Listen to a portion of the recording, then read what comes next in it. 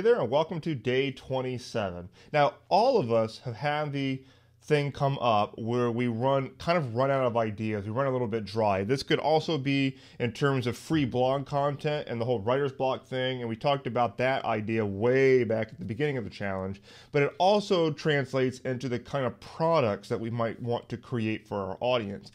When you start going down the avenue of turning your blogging into a real business, then you're going to ultimately get into products of some kind. And then it kind of lends itself to this question, okay, now what are we creating here? So one of the things you want to do, obviously, is get ideas from your audience on an ongoing basis. So let's go to my screen. Let me give you some ideas here on how you can continue to get ideas from your audience on an ongoing basis. Okay, here's a list of some different ways that you can continue to get ideas from your audience. One is obviously watching comments. So if you're constantly watching the comments on your blog, but also on other people's blogs that are in the same niche as you, you can continue to get get ideas based on the questions that they ask, things like that. Another thing that you can do routinely is ask the reader post. So this is great also if you're having one of those dry spells where you just don't really know exactly what to talk about in your blog. Instead of you trying to come up with something, why don't you turn the tables around and have your readers talk to you? So do an ask the reader post. Just ask them, you could ask them a question and allow them to chime in with their input on that question via the comments. You could ask them something as simple as, hey, what would you like for me to talk about over the next couple weeks to help you best? And then they can chime in with the comments. But when you directly ask people a question and tell them to answer you via a comment, you're going to be much more likely to get them to actually do that. Another way is obviously running surveys. Now, surveys is a very, very powerful marketing tool. We're going to be talking about this a little bit more in the next video, and I'm going to give you a couple question samples on the next slide. But surveys are very, very powerful. When you know how to use them, you can do a lot of cool things. Social media, another great way to get ideas, by simply asking questions. If you go to Facebook and ask questions, you can get answers. Same thing with Twitter. In fact, they're a really good way to increase engagement on social media by asking questions because people love to express their opinions on things. Another one is to do Q&A calls or webinars. Now, not too many people among blogger circles I see are doing things like this, and I think that more should. It tends to be the marketing people that do webinars, but why are not more people doing webinars? I don't really know.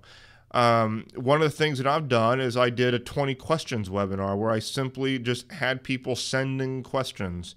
And then I did a webinar where I did nothing but answer those questions. So it's a great relationship builder, great way to get people to interact with you, but it's also great intelligence on the type of things that your audience wants. And then lastly is emails to your list. So hopefully you know how important that list is now. And typically now with the list is most people will just type something and send it, type something and send it. Well, what you can also do is ask for replies. And literally just say, hey, I'd love to know your answer to yada yada. Just hit reply and let me know. And so that when they reply to the email that you just sent out, you will actually get that reply. And therefore, you're turning this into a two-way interaction. Now, one of the things that you can do is build these things into your autoresponder sequence so that it happens automatically. You no longer have to periodically do a one-off broadcast of a, what do you want from me type email. You can build them into your autoresponder so that you will get this constant flow of new input. Hopefully you see how that works. So here's a few question samples that you can look at here. What are you struggling with right now? Another one would be, what are your biggest frustrations about fill in the blank? So obviously that would be something related to your niche. And then again, how can I help you? And again, put something in there about your niche. So if you're talking about underwater basket weaving, then it would be, how can I help you weave better baskets underwater? Something to that effect. So these are some questions that can help spur off some ideas for you to get people to chime in with ideas. And then lastly, I'll end off with this, and this is Evernote. I mean, I've mentioned this before.